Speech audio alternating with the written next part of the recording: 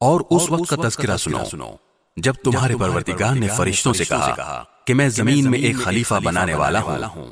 وہ کہنے لگے کیا آپ زمین میں ایسی مخلوق پیدا کریں گے جو اس میں فساد مچائے اور خون خرابہ کرے؟ حالانکہ ہم آپ کی تسبیح اور حمد و تقدیس میں لگے ہوئے ہیں۔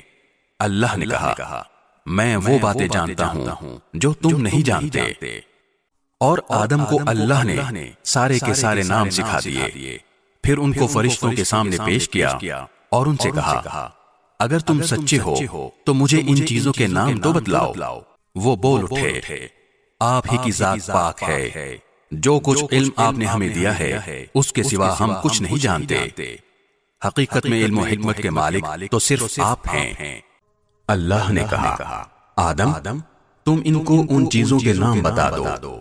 چنانچہ جب اس نے ان کے نام ان کو بتا دیے تو اللہ نے فرشتوں سے کہا کیا میں نے تم سے نہیں کہا تھا کہ میں آسمانوں اور زمین کے بھید جانتا ہوں، اور جو کچھ تم ظاہر کرتے ہو اور جو کچھ چھپاتے ہو مجھے اس سب کا علم ہے۔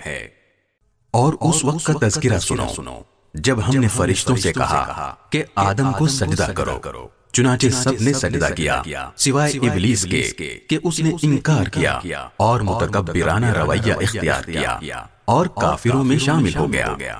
اور ہم نے کہا آدم تم اور تمہاری بیوی جنت میں رہو اور اس میں سے جہاں سے چاہو جی بھر کے کھاؤ، مگر اس درخت کے پاس بھی مت جانا ورنہ تم ظالموں میں شمار ہو گئے۔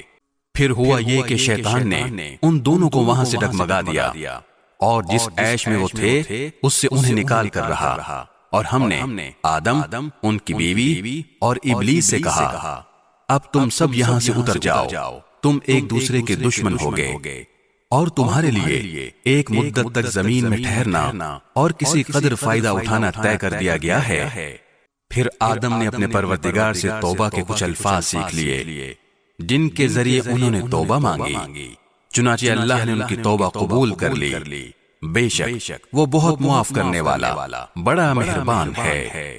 ہم نے کہا اب تم سب یہاں سے اتر جاؤ، پھر اگر میری طرف سے کوئی ہدایت تمہیں پہنچے تو جو لوگ میری ہدایت کی پیروی کریں گے ان کو نہ کوئی خوف ہوگا اور نہ وہ کسی غم میں مبتلا ہوں گے، اور جو لوگ کفر کا ارتکاب کریں گے اور ہماری آیتوں کو جھٹلائیں گے وہ دوزخ والے لوگ ہیں جہاں وہ ہمیشہ رہیں گے۔